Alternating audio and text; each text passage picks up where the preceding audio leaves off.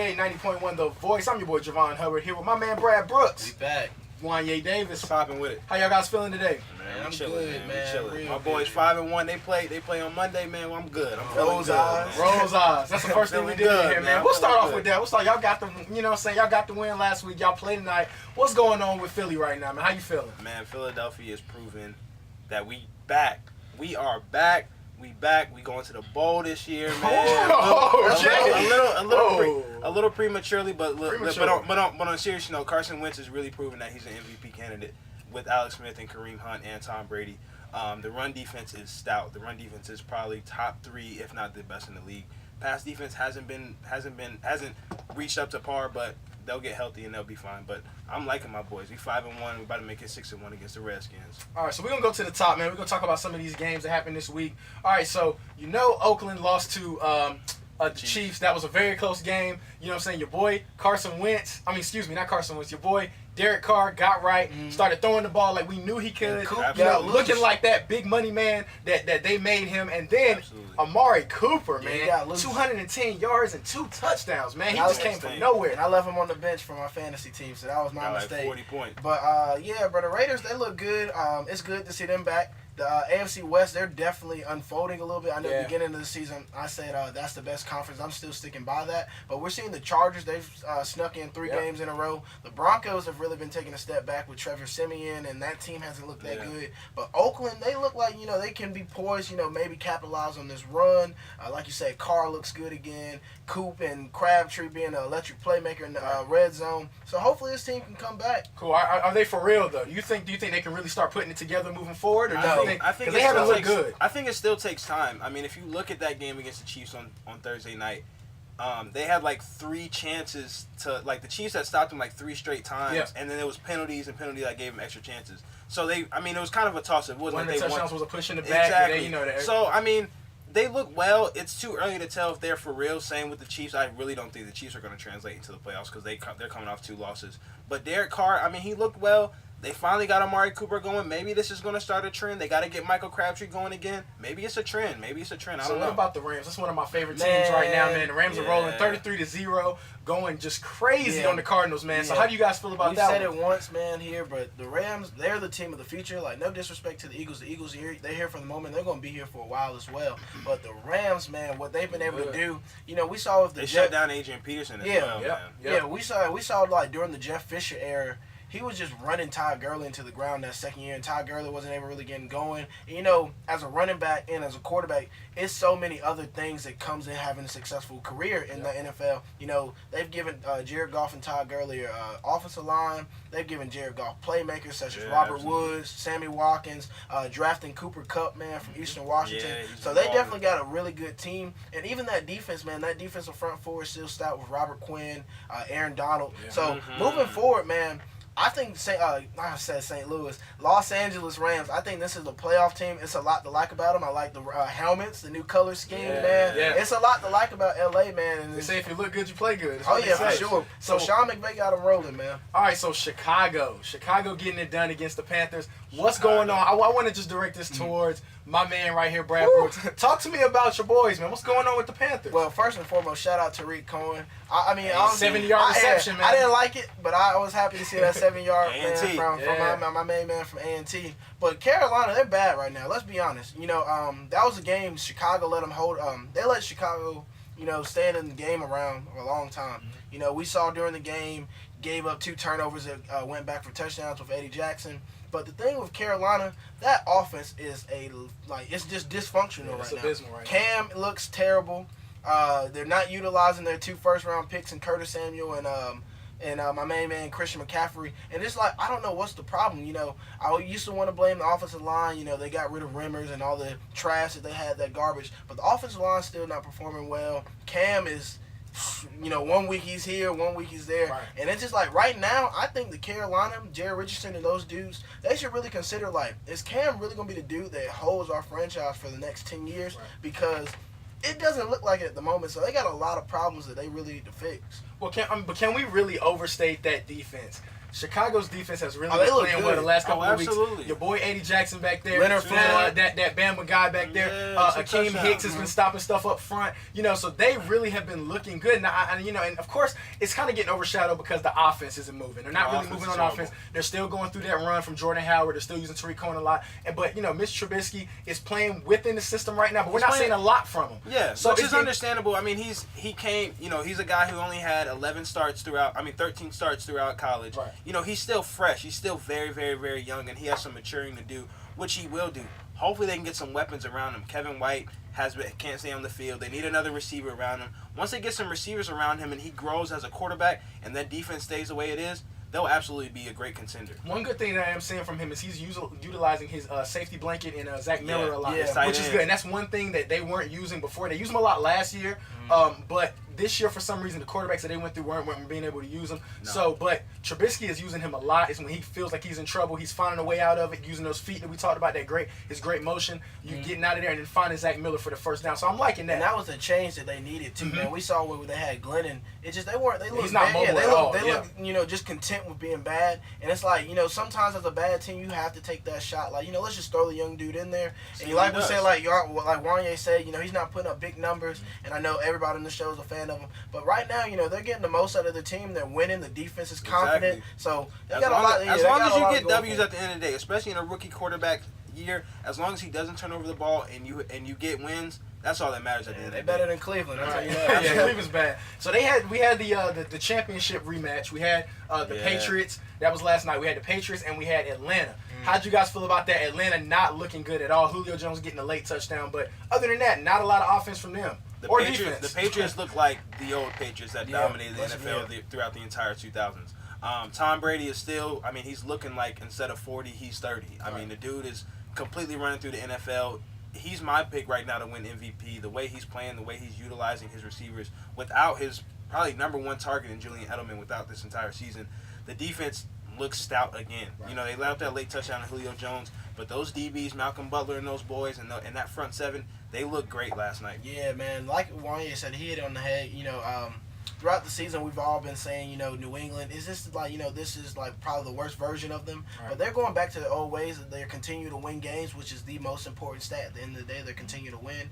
But the thing with Atlanta, this season, it was a lot of games that I felt like they already should have lost. The Detroit game, Chicago sticking around with them at the beginning of the season. And then even Butler, the games that they have lost, Buffalo, and now dropping 3 in a row. Right. Atlanta is really getting exposed. I don't know what it is. I don't know if it's because Kyle Shanahan leaving or not, but the offense looks very dry. Right. This team hasn't really been able to run the ball. I like their aggressiveness, but last night sometimes they were too aggressive. It was points of the game they were trying to go for it on 4th and 7. Yeah, they converted 1, but it's like after that, it's like, all right, let's just get the points, man, because we're really not getting anything out of our offense. And that's how they lost in the Super Bowl. When they were up 28-3, they were still slinging that ball down the field instead of running the ball, taking time off that clock. Yeah. And Julio Jones getting his first touchdown of the season, that's unacceptable. That's the best receiver in the NFL. Gotta get him involved.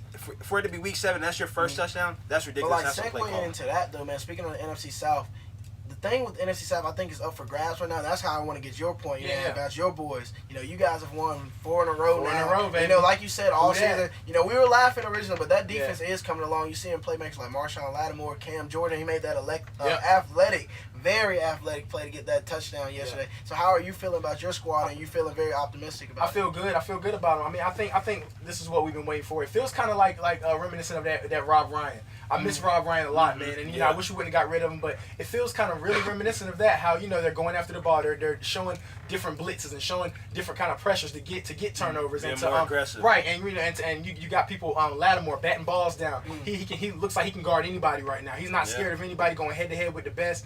So I'm really liking the way we're going. The offense, of course, is moving along. We got AP out of there, so now I feel like we're starting to move the ball a little bit. Mark Ingram is moving the ball. Kamara is a huge piece. That two-headed monster is going to be something, man. Kamara is a huge fan. We haven't seen that for years for the Saints. I mean, I'm talking back since Reggie Bush. I'm talking about, and McAllister. Yeah. So I'm thinking, that maybe if we can start, riding on that a little bit more. We're moving forward 4-2 right now. You know what I'm saying? Top of the division. So I'm liking the way things are moving even right now. Even again, man, like you guys have always been able to have like a deep threat, speedy receiver in that system. Whether it was Brandon Cooks, Willie Snead, who is back now. Right. New Orleans has always had that speedy receiver. And that's one thing I was worried about because I didn't know because Willie Snead's injury, he's dealing with the hamstring, and Willie Snead would have been kind of how Ted Ginn is in that same position because he's another speedy guy, can catch the deep ones downfield, and when he played last week but didn't play this week, so we don't really know what he's doing. But Ted Ginn stepped right in for 140 yards. I mean that guy's just 7 receptions, and from Ted Ginn he never did something like that at Carolina before. So I mean I like the way he's moving right now.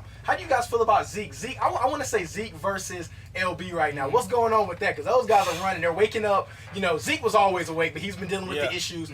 But LB is definitely waking up. How do you guys feel about that? Both of those dudes are hot right now, but I don't really think the story is Zeke for me in Dallas. I think it's more of the Cowboys, their inconsistencies. You've seen them, they beat up on San Fran. That was probably their best game of the season this year. But that was expected. But it's San Fran, they beat up on Arizona. And it's like, against, the bigger competition, they haven't really been able to, the Broncos and all, the Rams, of course, they haven't really been able to put it there. So that's more of the story for me in Dallas.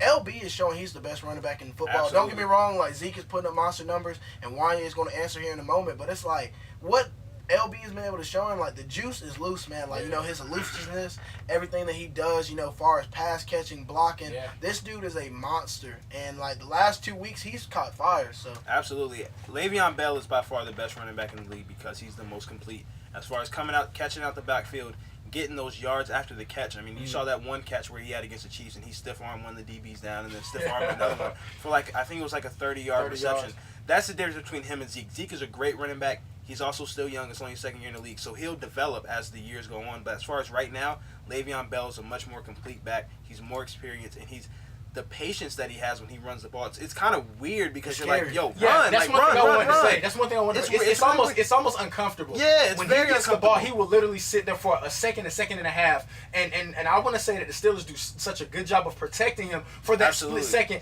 when he can make his decision, whatever hole he chooses. Because let's be honest, whatever hole they call for him to go through, he doesn't always pick that hole. Probably, I want to say maybe 80% of the time he doesn't pick that hole because he'll see something else that looks better for him, and he'll be able to make the decision with his elusiveness to break that first tackle or juke the first guy and keep it moving. And his yards after the contact leads the NFL right now. Yep. And he is, it's showing because when he's so strong and very elusive, like as you spoke, he can get past that first linebacker, and that's all you really need to do as a running back is make that first guy miss and get into that secondary to get those yards. So the last team I want to touch on before we move forward is going to be the Seahawks.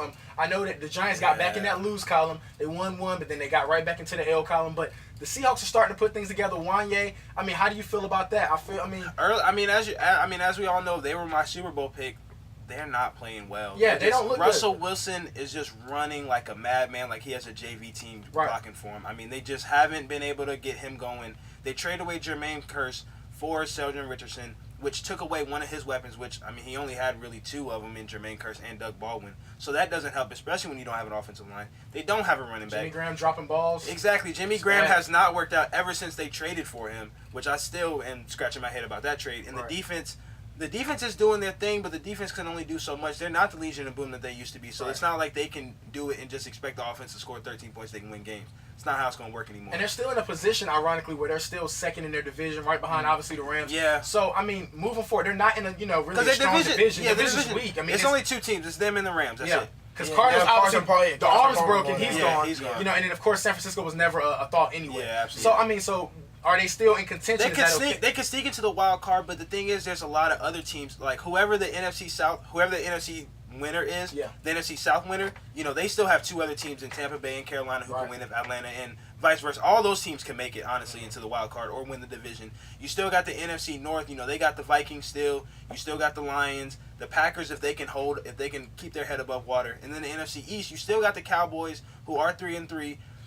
And then you still got the Redskins who are 2-3 right now. So there's a lot of other teams. So it just depends on what their record is at the end of the year. I feel like they would have like 9-7 maybe can get you in, but then I feel like there's going to be a lot of tiebreakers and a lot of what's your divisional record rather than your conference, and it's going to be it's going to be very hectic around playoff time. Yeah, Seattle. I mean, I think they'll definitely be in the playoffs for postseason. It's just a matter of that, like so many question marks in the NFC, like Wanye said, and like you stated as well, Javon. NFC is still a question mark. All those teams, you got 3 that are really cold right now in Tampa, Atlanta, and Carolina, and you got somebody hot like New Orleans, Minnesota, who has an above 500 record, only 2 losses. We don't even know if Teddy Bridgewater's going to step in, Sam Bradford come back, because right now they've been rocking with Case Keenum. So it just they're still winning, so that makes sense. But the Packers, the Lions, there's so many teams, and then like even the Packers, like I think the thing that is so comparable to Seattle and Green Bay, don't get me wrong, Seattle has a way better defense, but those teams are too dependent on their quarterback. We're seeing like right now with Green Bay last week, I thought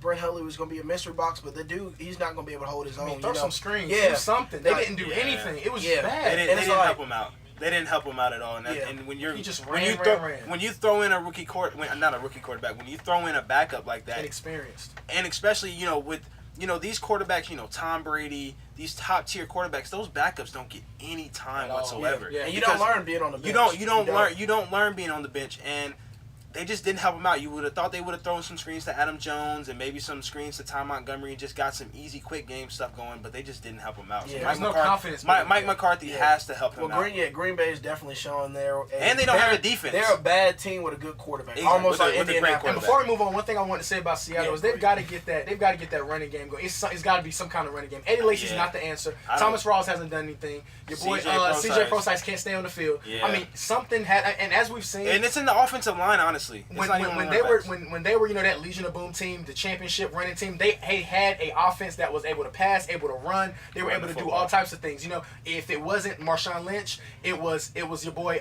If it wasn't Marshawn Lynch, it was Thomas Rawls coming in and still running. So they have to be able to get that running game going. They have to get the running game, and it's the same thing with the Panthers. If you saw in the Bears game, they can't run the football. They couldn't run the football. They're dead last right now. If you can't run the foot with Seattle, Carolina, certain teams like that, if you can't get the running game going, you're not going to establish anything. Can't establish anything. So, guys, college football, it's weird. It's not what we. It's getting weird. It's not what we thought it was going to be. It's going to get weirder. So, where are you guys standing? How do you guys feel? Well, conference play is crazy, as always. Yeah, of course. I think Wanye definitely can speak on that as well. But conference play is crazy. Some of the original teams that I picked, when they did get into those conference games, Oklahoma, I still think that's a one-loss team. You can't, count them out. But, Iowa State, that's a game, a lot of people wrote off and they lost that. Somebody like Clemson, you wrote off Syracuse. So that's the craziest thing about college football is those conference games. I think the hottest team right now, you don't get me wrong, Bama is like the best. But Penn State, they are hot. Saquon is so fun to watch. Yeah, they are so hot right now. But it's just like I'm worried about them just because like I said, the conference play. They have Ohio State coming up this Saturday. Still got to see Michigan State. And if they do win out, they win the Big Ten. They're going to have to face somebody like Wisconsin in that championship. So it's just a lot right now in college football. Yeah, absolutely. I mean, I completely agree with you. Penn State is absolutely the hottest team right now. Looking like the most complete team with. They completely destroyed Michigan. They embarrassed Michigan. Saquon Barkley, he's high. Give it to him. Give it to him. There's no one else. I know Bryce Love is doing his thing out in Stanford, but just give it to Saquon. Give it to Saquon Barkley, man. This dude is literally the best running back prospect I have seen since Adrian Peterson coming out of college. They're the hottest team. Clemson with that one loss, I think that's a. Dirty soda and styrofoam. Spill the day to get my mind blown.